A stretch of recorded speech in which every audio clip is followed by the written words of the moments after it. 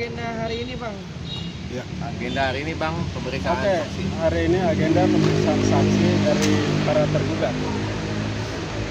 Seperti apa nih mungkin tadi di dalam abang Sebagai saksi fakta. ya kan cukup Ada tegangan keras-kerasan dikit, Bang. Jadi saya menegaskan fakta-fakta yang ada yang bertentangan dengan perjanjian yang ada. Jadi ini yang dikatakan dewan prestasi terhadap kita, ini kebalik ini. Yang harusnya kita yang menggugat dia karena mereka yang dewan prestasi. Ini kenyataannya yang dibalikkan gitu ya. Jadi saya tadi membuka fakta-fakta, di antaranya yang paling fatal artinya paling sangat-sangat jelas sekali adalah pelanggaran pengambil alihan itu. Ya, ada dua. Pertama, waktunya harusnya 60 hari, tapi 44 hari sudah disikat. Ini udah melanggar, ini pasti udah kasat mata. Yang kedua, jelas-jelas ya itu tidak boleh diambil alih kalau masih sengketa. Loh, sengketa sampai sekarang masih sengketa kok. Kenapa sudah diambil alih? Ini orang anak SD, SMP, SMA kita tanya, ini masih sengketa nggak? Kenapa kita ke pengadilan? Ya, karena sengketa. Kenapa sudah diambil alih?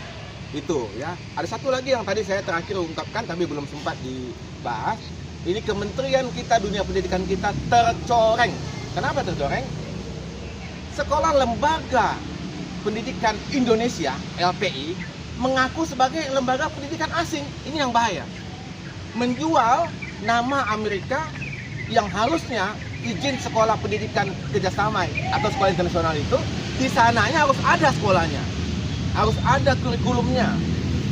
Datanya Highscope, SD, SMP, SMA, kurikulum lokal dibuat oleh Highscope ya Indonesia. Jadi itu LPI, Lembaga Pendidikan Indonesia. Kalau dia mau menjadi LPA, dia buka di negara lain sebagai LPA di negara lain. Tapi di Indonesia dia tidak bisa mengajukan izin sebagai sekolah perjanjian kerjasama ataupun satuan pendidikan kerjasama ataupun sekolah internasional. Dan selama ini berapa puluh ribu, berapa ratus ribu orang tua, murid-murid yang merasa dibohongin karena sekolah merasa sekolah Amerika ternyata kurikulum lokal. Dan kita tahu ini soal biaya. Kalau sekolah internasional namanya mentereng, biayanya pun mahal.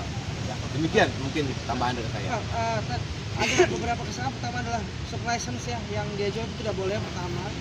Terus ya saya poin-poin yang saya ambil ada dan salah satunya adalah di mana Ibu Fandri sebagai pembeli itu tidak diizinkan Masuk ke lokasinya. dan mereka kan masih mempertanyakan emang apakah ada suratnya yang mengatakan Ada itu, dari pengacara mereka yang mengatakan kita nggak boleh masuk. Maka itu bertentangan, itu sekarang lagi di baris krim ya.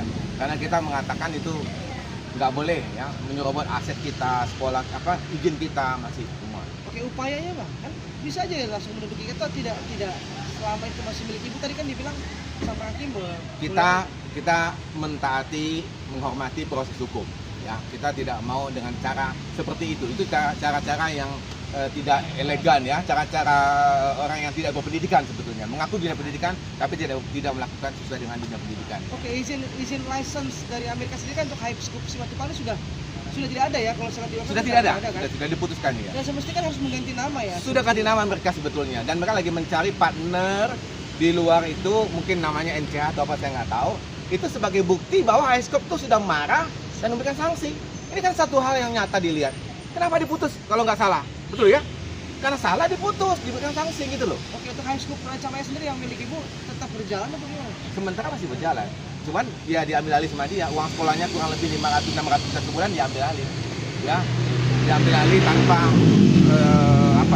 tidak menurut dengan hukum, tidak sesuai dengan perjanjian. Ya.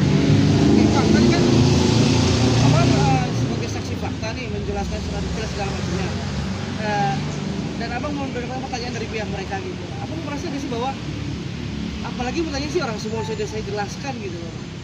Ya itu sekedar saja lah, pertanyaan sebetulnya tidak ada kaitan sama sekali menurut saya. Ya, pertanyaan soal kopi, pertanyaan soal tunggakan, notabene tunggakan udah dibayar selesai. Yang belum jatuh tempo ya belum jatuh tempo. Jadi kenapa mesti tanya, tahu nggak orang kesulitan? Saya bilang gitu pesan. Yang penting lu utang, lu bayar. SP1 bayar, SP2 bayar, selesai. Bang, terkait tadi kan ada dibahas masalah pajak, ini gimana? Seperti apa? Nah ini serius ini ya. Jadi royalti itu tetap harus kena pajak. Kalau royalti berhubungan dengan negara asing, pajaknya 20%. Ya. Dunia pendidikan boleh itu dikecualikan, tuh kesehatan juga demikian. Tapi ini menyangkut royalti. Royalti bukan pendidikan, royalti itu adalah bisnis ya. Dan hal ini semua bisnis dikenakan pajak. Tadi kan sempat dikatakan tidak membayar pajak, ya disinggung oleh Iya.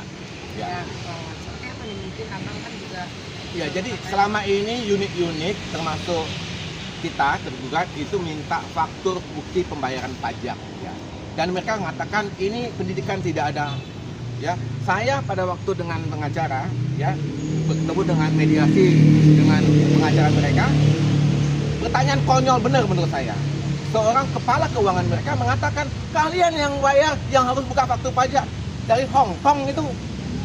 Karena saya tahu benar kita yang bayar pajak, bayar royalti, mereka yang harus kasih bukti bayar pajak, bukan kita. Ini satu keanehan ini. Ya, jadi ya kaget pada waktu itu. Nah, kemudian mereka berbenah mengatakan ini UMKM. Emang UMKM nggak bayar pajak?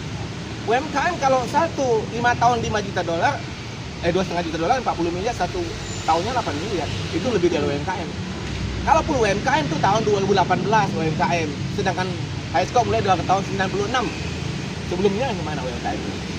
berarti tadi pihak sana menyinggung masalah dari pihak yang belum bayar pajak, harusnya mestinya pihak sana yang bayar Iya. pajak karena Kita terhalang bayar pajak karena mereka tidak kasih faktur pajak. Nah, ini jadi masalah besar.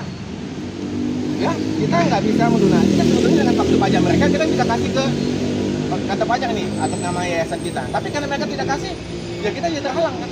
Mereka menghalangi sebetulnya dengan alasan pendidikan. oke bang, minggu depan mungkin saksi dari Iya, kita masih ada saksi ya. Ya. saksi satu lagi, Ada 2 lagi. dua lagi. Iya Bu Fadri sebagai Pemilik. Jadi dari awal kalau kita lihat perjalanan kasus ini sudah 19 bulan, cukup lama ya. Kenapa kita tidak, maksudnya kalau kita mau gas dari awal bisa. Kita menunggu itikat baik dari YPPAD untuk menyelesaikan ini secara damai. Tapi sampai sekarang dijanjikan pengembalian sekolah tanggal 2 Mei tidak dilakukan. Kemudian beberapa kali sudah dilakukan mediasi, mereka kekeh dengan keinginannya mereka. Jadi harapan saya kenapa ini kita nggak pengen ribut, ini kan masalah pendidikan ya, mencederai hati nurani anak-anak gitu, orang tua gitu ya. Jadi menurut saya seharusnya bukan orang tua, anak-anak yang jadi korban. Dan kenapa kita tidak selesaikan ini dengan cara musyawarah dan mufakat, itu aja. Berarti sampai sekarang masih menginginkan menunggu itikat Itikat baik baik, untuk ya. mereka menyelesaikan secara Supaya tidak korban Ya. lebih banyak. ya. Bu, kerugian Ibu berapa Bu? Kata kerugian Ibu sampai saat ini Bu? Ya kalau kita Nilai sekolah lihat, kurang lebih nilai- 10 M, nilai sekolah ya, Ya. evaluasi sekolah. Kemudian uang sekolah yang sudah diambil 600 juta kurang lebih, kali 18 bulan kurang lebih 10 M, jadi 20 miliar. siap.